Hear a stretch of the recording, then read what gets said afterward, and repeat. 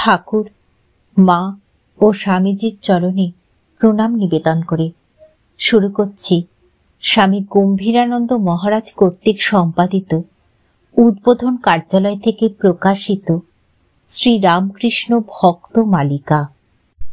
ভগবান শ্রী রামকৃষ্ণদেবের অন্তরঙ্গ ও বিশেষ কৃপাপ্রাপ্ত ভক্ত মণ্ডলীর সম্বন্ধে এই গ্রন্থে বর্ণনা রয়েছে।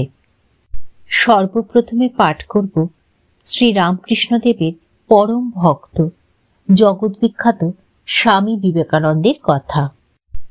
আজ অষ্টম পর্ব। স্বামীজি গাজীপুর হইতে কাশীতে আগমন পূর্বক প্রমোদা দাস মিত্র মহাশয়ের আতিথ্য গ্রহণ করিলেন।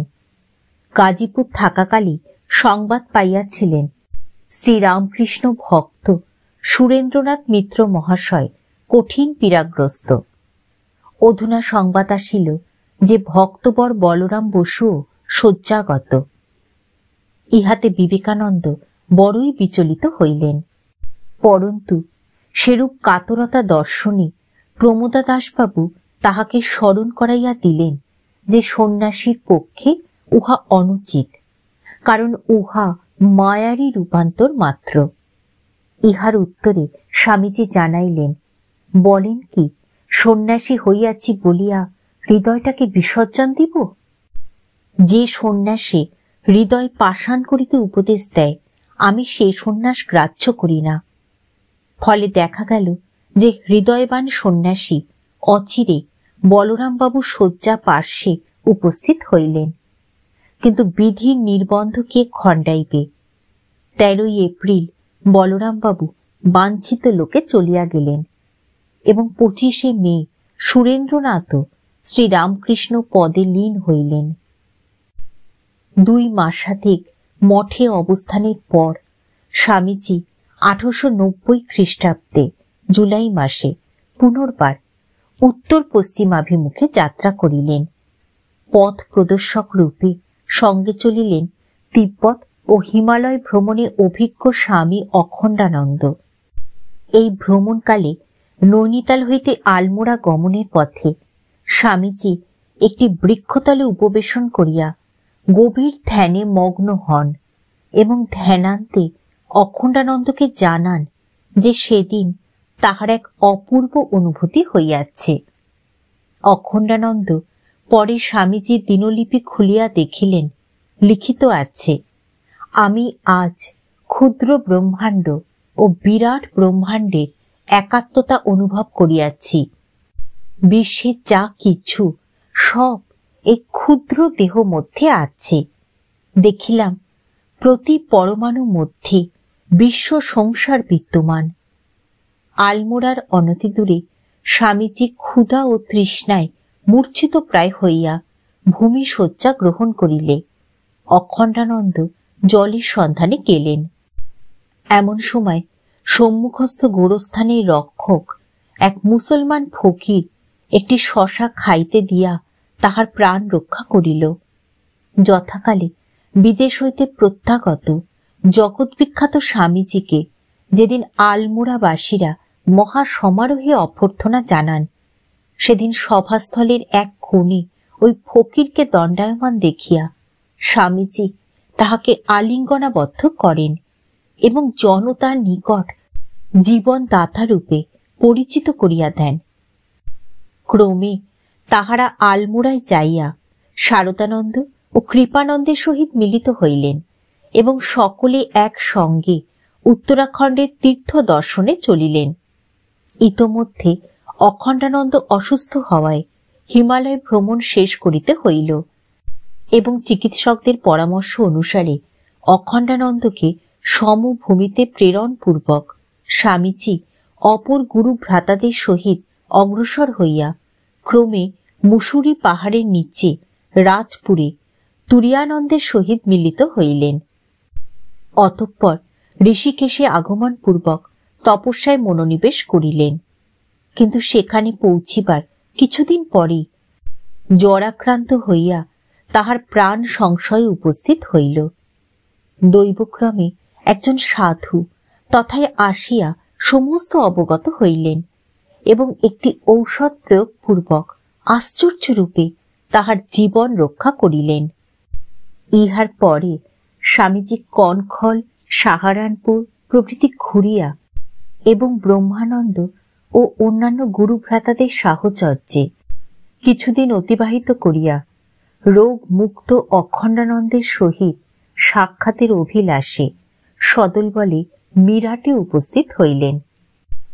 সেখানে তিনি সাধারণ পুস্তকাগার হইতে সুপ্রসিদ্ধ ইংরেজ গ্রন্থকার লাবকের পুস্তকাবলীর এক এক খণ্ড প্রত্যহ আনিয়া পরদিবস ফেরত দিতে লাগিলেন।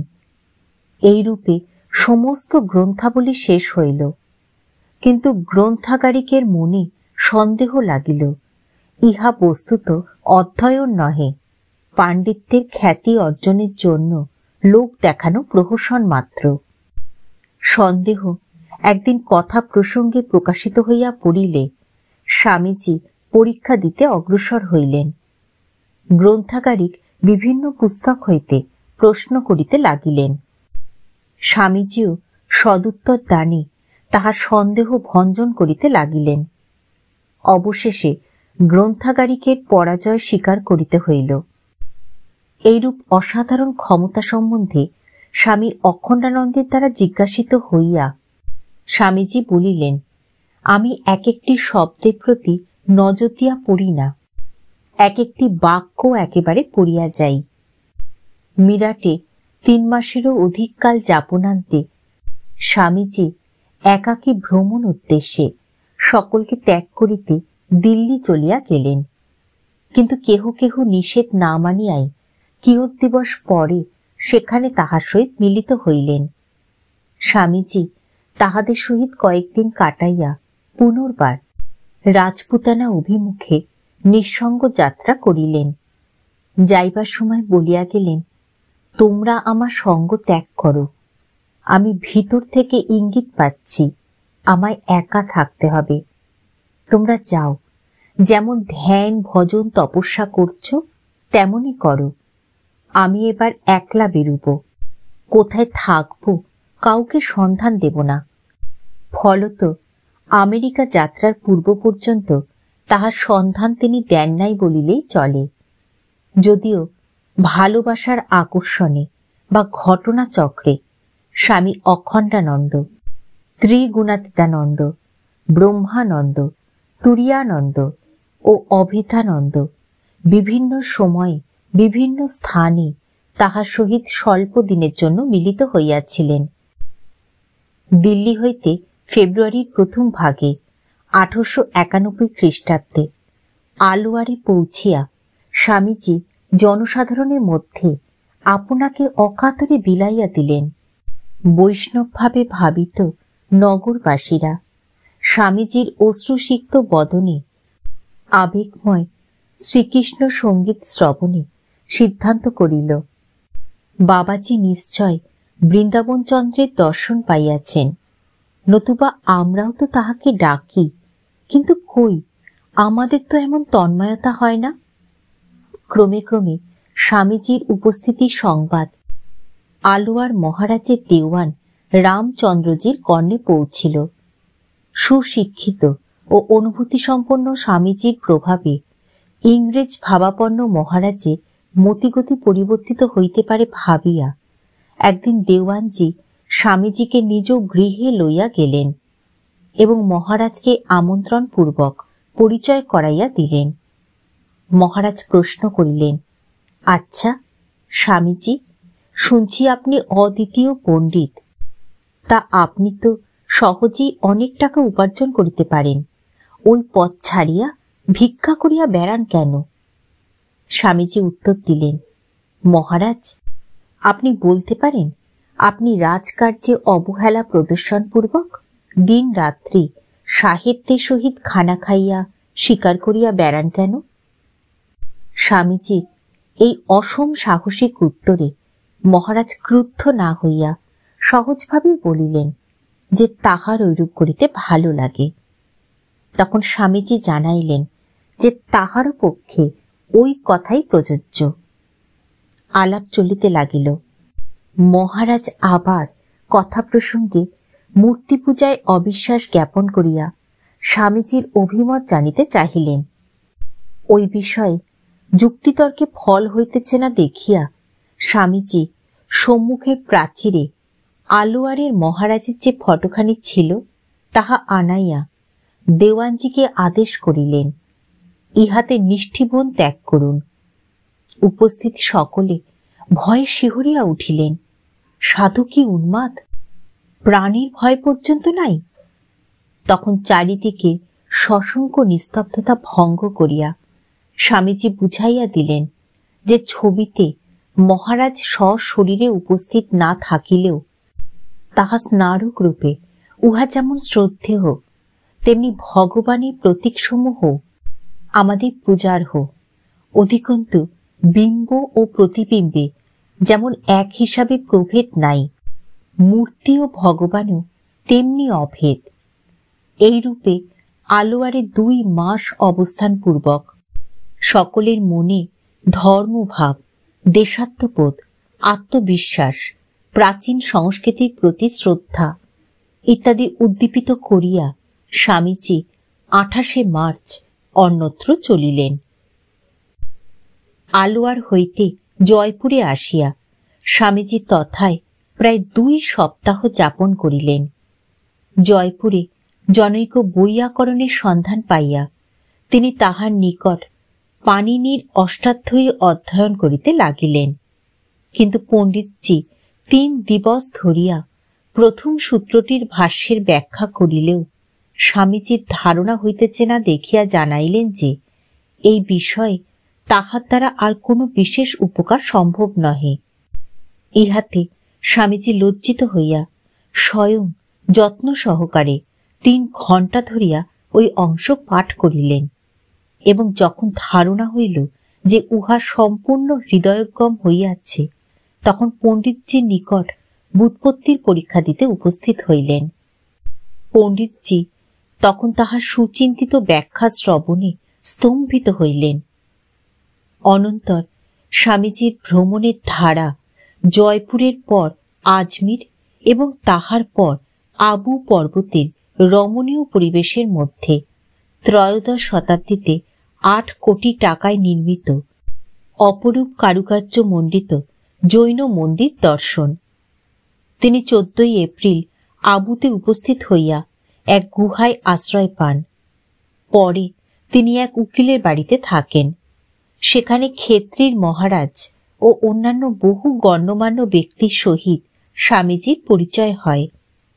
তাহার মধুর ও জ্ঞানগর্ভ বাক্যালাপে বিমুগ্ধ ক্ষেত্রীর মহারাজ কিয়দ্দিবস পরেই তাহাকে লইয়া আজমির ও জয়পুরের পথে স্বীয় রাজ্যে প্রত্যাবর্তন করিলেন এবং পরম আহ্লাদে তাহার সেবায় রত হইলেন ও তাহার নিকট দীক্ষা গ্রহণ করিলেন।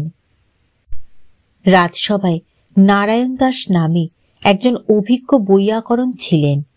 এই সুযোগ বৃথা যাইতে না দিয়া স্বামীজি তাহার নিকট অসমাপ্ত পতঞ্জলির মহাভাষ্য অধ্যয়ন আরম্ভ করিলেন এবং স্বীয় ব্যুৎপত্তির জন্য অচিরেই পণ্ডিতজির প্রশংসা লাভে সমর্থ হইলেন। ক্ষেত্রী রাজা অপুত্রক ছিলেন। তিনি একদিন পুত্রলাভের জন্য সানুনয়ে গুরুদেবের আশীর্বাদ প্রার্থী হইলে এইরূপ পরম অনুগত ভক্তের অনুরোধ অনুপেক্ষণীয় জানিয়া স্বামীজি প্রাণ খুলিয়া আশীর্বাদ করিলেন। সত্য সংকল্প ব্রহ্মজ্ঞের এই বরদান যথাকালে সফল হইয়াছিল। এই সময় এক নিধাক সন্ধ্যায় জনৈকা নর্তকীর বীণা বাদন সম্বলিত সঙ্গীতের আসর বসিয়াছিল। তখন মহারাজ অকস্মাৎ মনে করিলেন স্বামীজিকে সেখানে আহ্বান পূর্বক এই সুমধুর সঙ্গীত শ্রবণ করানো উচিত। আহ্বান শ্রবণে স্বামীজি আসিলেন বটে, কিন্তু কিয়ৎক্ষণ ধর্ম প্রসঙ্গের পর যেমনি সেই নর্তকী সঙ্গীত আরম্ভ করিল, অমনি তিনি গাত্রোত্থান পূর্বক গমনে উদ্যত হইলেন।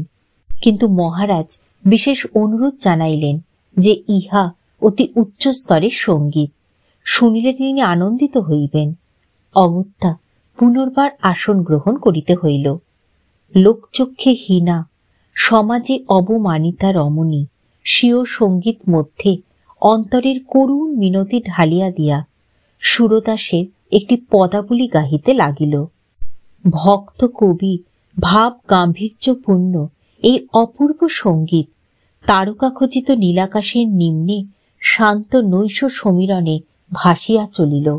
স্বামীজি সেই ভাবরাজ্যে মগ্ন হইলেন। অবহেলিতা নারীর মধ্যেও আজ আত্মাশক্তির পরিচয় পাইয়া তিনি বলিয়া উঠিলেন, মা, আমি অপরাধ করিয়াছি, আপনাকে অবহেলা করিয়া উঠিয়া যাইতেছিলাম। আপনার গানে আমার চৈতন্য হইল। ঠাকুর, মা ও স্বামীজির চরণে প্রণাম নিবেদন করে শেষ করছি আজকের পাঠ। স্বামী গম্ভীরানন্দ মহারাজ কর্তৃক সম্পাদিত, উদ্বোধন কার্যালয় থেকে প্রকাশিত শ্রী রামকৃষ্ণ ভক্ত মালিকার শ্রী শ্রী ঠাকুরের পরম প্রিয় শিষ্য স্বামী বিবেকানন্দের ৮ম পর্ব।